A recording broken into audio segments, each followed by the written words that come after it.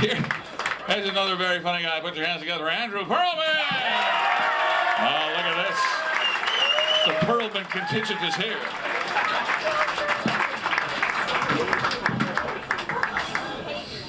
How are we doing tonight? So I want to tell you guys about my most recent trip to the doctor. I'm going to start with the end of the appointment, though. So I went to the doctor for this issue that I was having. 3 options he gave me was an over-the-counter ointment, Botox, and spinal surgery. These were my 3 options to get rid of my fucking armpit sweat.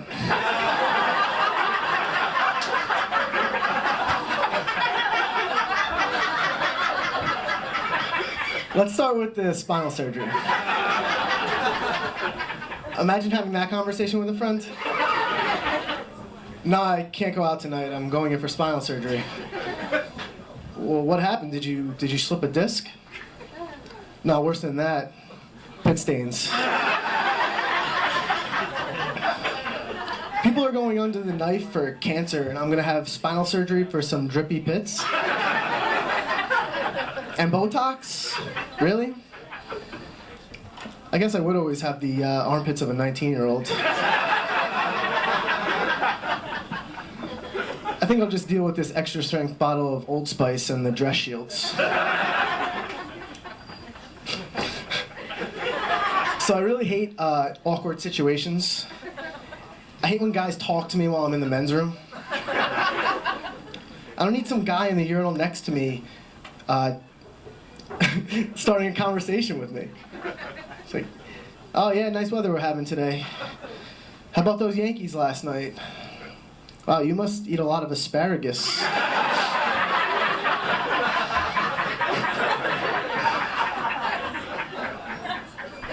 There's nothing you could say that's important enough for me to stop peeing.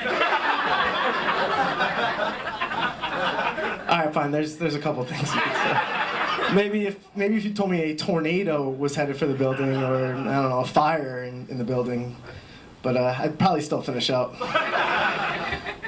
Listen, you just do your thing, and I'll do mine, and we'll go our separate ways. That's pretty much how the men's room should be. Another thing I hate about the men's room: the urinals that have no barriers in between. I don't need someone standing next to me and have to worry about them staring at my junk the entire time.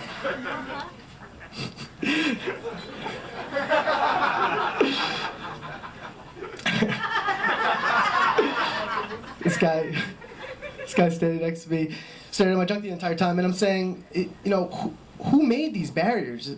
They're never the same height either. It's like our 2 construction workers standing next to each other, trying to figure out how high they need to be so that they don't see the other one's dick. It's like, hey John, can you see my dick now? No, Pete, maybe a little bit lower.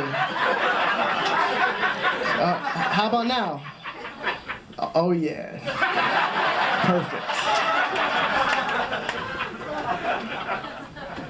So I was out with my friends the other day, and we're doing the usual guy thing, drinking beers and bullshitting about sports.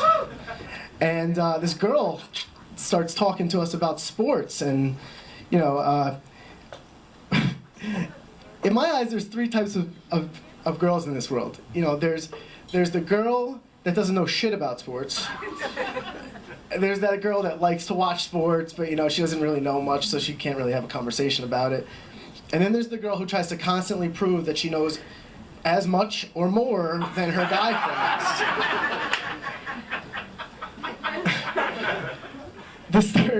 Who does this third girl think she is? I mean, ladies, this is our thing.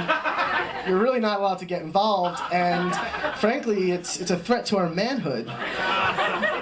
I mean, look, how would you feel if we chimed in on your conversations about shopping or your periods or whatever the fuck it is that you guys talk about? See, I have no idea because I don't care.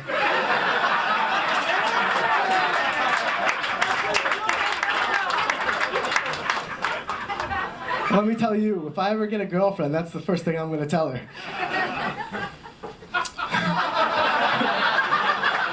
Thank you.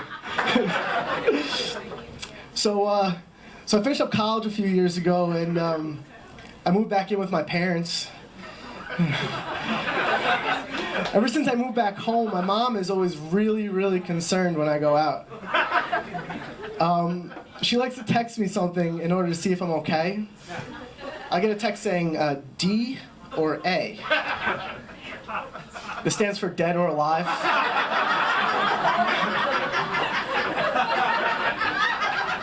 So at first I'm just answering her and saying, you know, where I am, no big deal.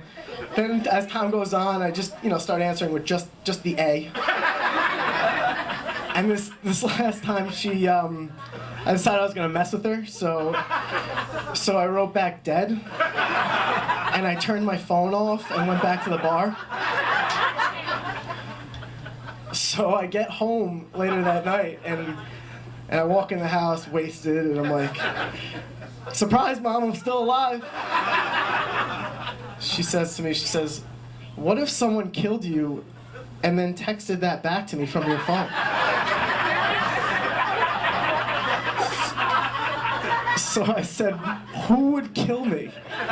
We live in the suburbs, and I know 5 people. And 2 of them are you and Dad.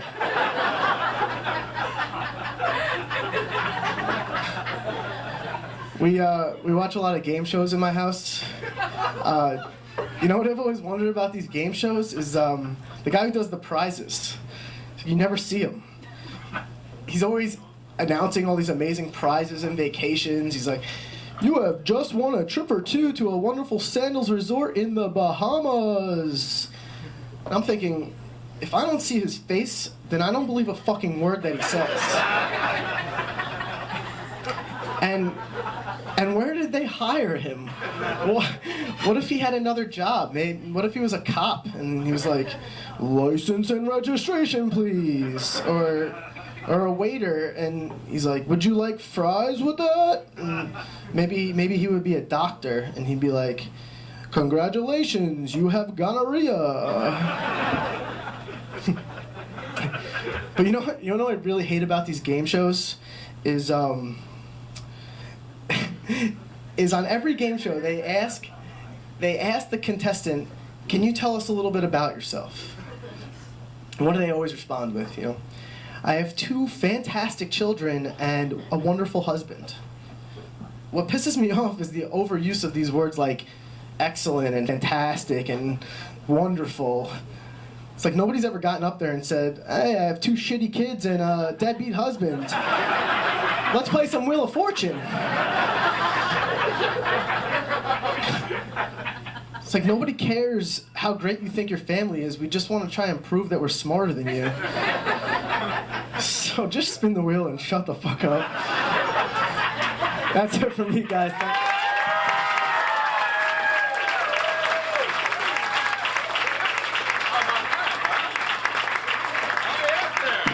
Andrew Pearlman, everybody. Oh my God, somebody just got bit by the bug. I saw it happen. I like when they come up here for the first time and they go off and they do real well, right? And they go out there and like, I'm in show business.